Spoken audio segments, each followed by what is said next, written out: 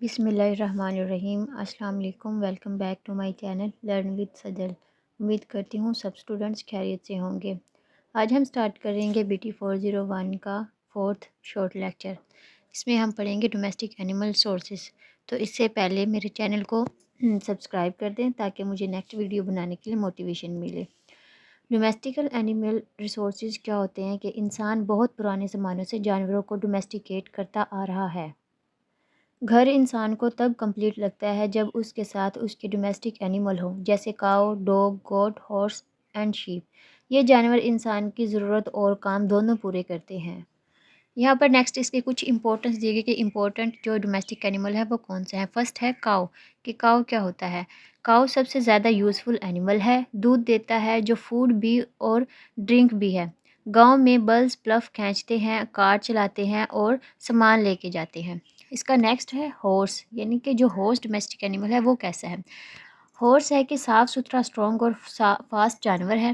पुराने ज़माने में ये लेटर और लोग एक जगह से दूसरी जगह ले जाने के लिए इम्पोर्टेंट ज़रिया था। आज भी ये इंटेलिजेंस और स्पीड की वजह से मशहूर है।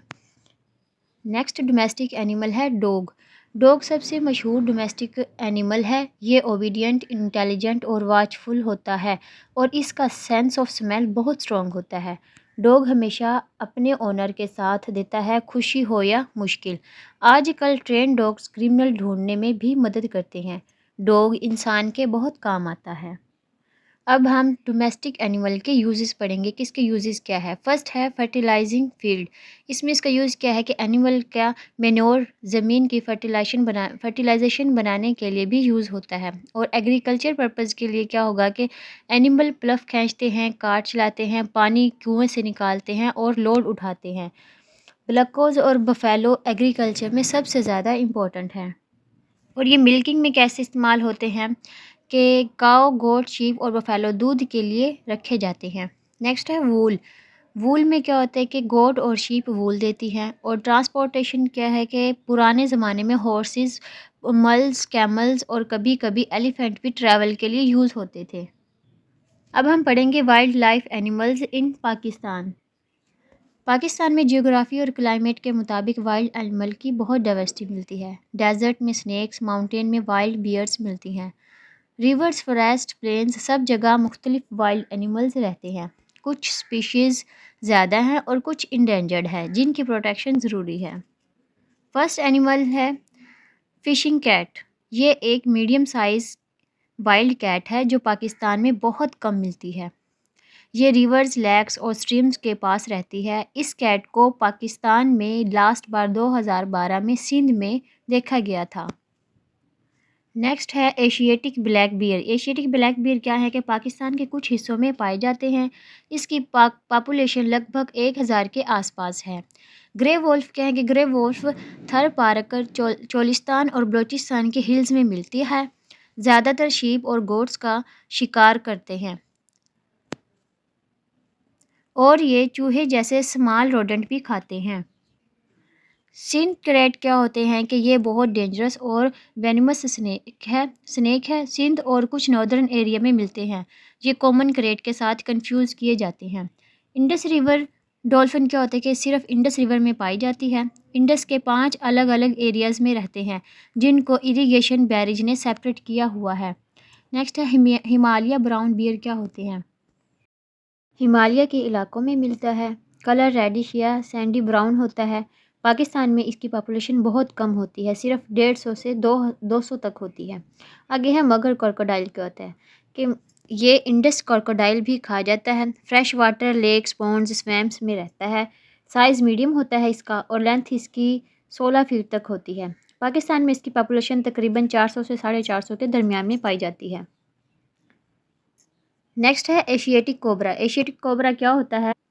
ये सब से विनोमिस कोबरा स्पीशीज़ में से एक है। पाकिस्तान के नॉर्दर्न एरिया में पाया जाता है और इसका विनोम बहुत स्ट्रॉन्ग होता है।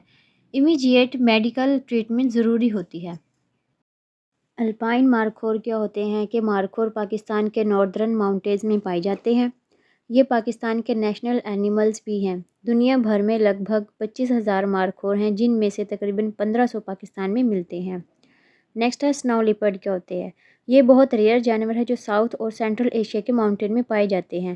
پاکستان میں سنو لیپرڈ صرف ناردرن ماؤنٹین ہندوکش قراقرم ہمالیہ میں ملتے ہیں. رپورٹس کے مطابق پاکستان میں صرف 200 کے قریب سنو لیپرڈ رہ گئے ہیں. نیکسٹ ہے سینڈ کیٹ کیا ہوتی ہیں. سینڈ کیٹ یہ چھوٹا وائلڈ کیٹ پاکستان کے نیٹو جانور ہے. یہ پاکستان کے ڈیزرٹ میں پایا جاتا ہے اور وائلڈ کیٹس میں سب سے چھوٹا ہوتا ہے. وائٹ ہیڈ ڈکس کیا ہیں کہ یہ ڈک پاکستان کے مختلف حصوں میں ملتی ہیں.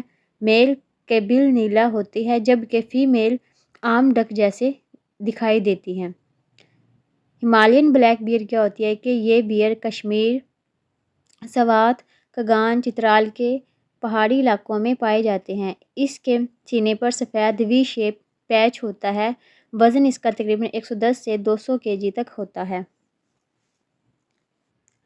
ایکویٹک جینیٹک ریسورسز کیا ہیں کہ یہ وہ تمام جانور اور پودے ہیں جو پانی میں رہتے ہیں جیسے fish, mussels, crabs, marine mammals اور ایکویٹک پلانٹ. ان کا بہت بڑا رول ہیومن فوڈ سپلائی اور اکانومی میں ہوتا ہے. فشنگ انڈسٹری دنیا بھر میں ملینز کو روزگار دیتی ہے. Fresh water fisheries rivers, lake اور ریزرویئر سے فش پکڑتی ہیں اور ایکوا کلچر فش فارمنگ بھی ہوتی ہے. کچھ ممالک جیسے کہ جرمنی میں وائلڈ فشنگ کم ہو گئی ہے اور ریکریشنل فشنگ بڑھ گئی ہے.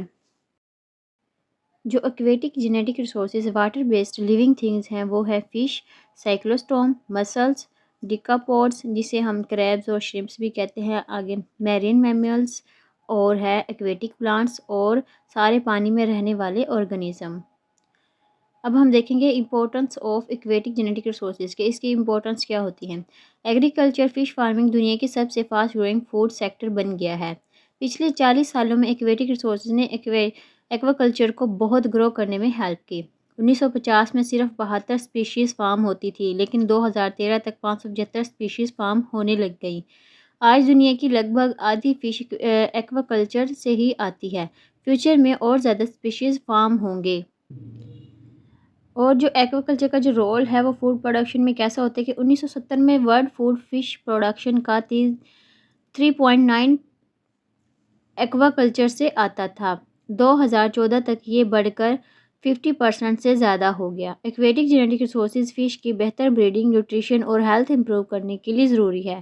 یہ سسٹینیبل ایگریکلچر کو سپورٹ کرتے ہیں.